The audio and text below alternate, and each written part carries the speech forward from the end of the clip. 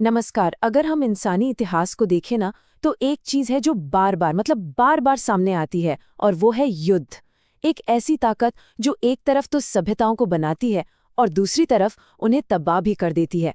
तो चलिए आज इसी को थोड़ा और करीब से समझते हैं। ये लाइन एक तरह से हमारी पूरी हिस्ट्री का निचोड़ है। सोचिए, युद्ध हमेशा से हमारी कहानी का एक ऐसा हिस्सा रहा है जिसे हम चाहकर भी अनदेखा नहीं कर सकते। और सच तो ये है कि इसी ने हमारी दुनिया को वो शक्ल दी है जिसमें हम आज जी रहे हैं। और देखिए, वक्त के साथ ना लड़ाई का चेहरा भी बदलता गया है। पहले प्राचीन साम्राज्यों में जमीनें जीतने के लिए जंग होती थी। फिर आया वर्ल्ड वॉर्स का दौर, जहां जंग एक इंडस्ट्री बन गई थी। और उसके बाद एटम बॉम्ब का वो खौफ जो आज भी बना हुआ है। और अब तो लड़ाई डिजिटल हो गई है। तो चलिए सबसे पहले उस जड़ तक चलते हैं। मतलब वो क्या वजह है जो हजारों सालों से आज तक नहीं बदली? आखिर क्यों इंसान हमेशा से लड़ता आया है? देखिए, एकदम शुरुआत से ही लड़ाई की वजहें इंसानी फितरत और समाज की चाहतों से ही जुड़ी रही हैं। जैसे और ज्यादा पावर की चाह, जमीन पर कब्जा करने की भूख, या फिर रिसोर्सेज मतलब जो संसाधन हैं उन पर कंट्रोल। ये मकसद ना बार बार इतिहास में हमें देखने को मिलते हैं। और हाँ, इन सब के पीछे अक्सर ईगो और लालच जैसी चीजें ही छिपी होती हैं। और इसके उदाहरण हर जगह हैं। चाहे हम महाभारत की कहानी उठा लें या फिर रोमन एम्पायर के फैलाव को देखें, हर जंग के पीछे एक कहानी होती है। और कमाल की बात यह है कि अलग अलग कल्चर और अलग अलग टाइम में भी वजहें वही पुरानी इंसानी इच्छाएं ही निकलती हैं। लेकिन फिर कहानी में एक ऐसा टर्निंग पॉइंट आया जिसने सच में सब कुछ बदल कर रख दिया। हम बात कर रहे हैं 20वीं सदी की। ये एक ऐसा भयानक मोड़ था जिसने जंग का मतलब ही हमेशा के लिए बदल दिया। इसी सदी में दुनिया ने दो सबसे तबाहकुन जंगें देखी।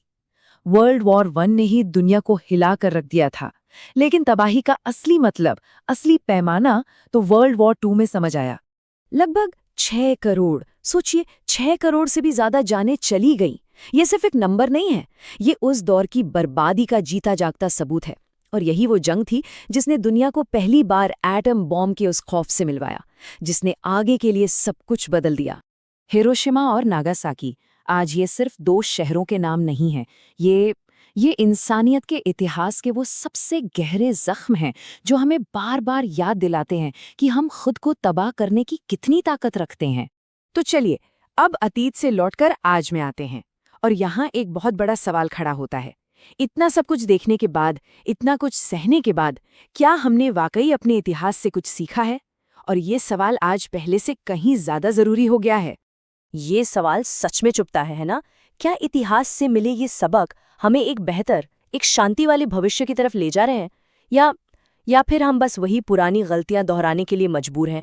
क्योंकि आज लड़ाई का तरीका बिल्कुल बदल चुका है। जंग अब सिर्फ जमीनी मैदानों पर नहीं लड़ी जाती। नहीं, आज की लड़ाइयाँ बहुत ज्यादा टेक्निकल हो गई हैं। हम ड्रोन्स की बात करते हैं, साइबर अटैक्स की बात करते हैं, और न्यूक्लियर वेपन्स का वो खतरा तो वो तो बना ही हुआ है। आज का बैटलफील्ड हमारी स्क्रीन्स और सैटेलाइट्स हैं। और यहीं पर आकर सारी बात सिमट जाती है।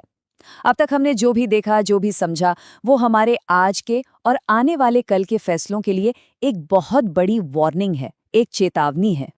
हिस्ट्री हमें साफ साफ चेतावनी देती है कि अगर हमने शांति का रास्ता नहीं चुना तो आने वाला कल आज से भी कहीं ज्यादा भयानक हो सकता है। मतलब अतीत की बर्बादी से जो हमने सीखा है ना, वो आज दुनिया में शांति बनाए रखने की कोशिशों के लिए सबसे ज्यादा जरूरी है। तो आखिर में बस इतना ही कि जंग की ये कहानी सिर्फ गुजरे हुए कल की नहीं है। ये सिर्फ किताबों में बंद नहीं है, नहीं, ये एक जिंदा कहानी है जो हमारे आज से जुड़ी है और हमारे आने वाले कल को बनाने वाली है। और अब ये हम पर है कि हम इस कहानी का अगला चैप्टर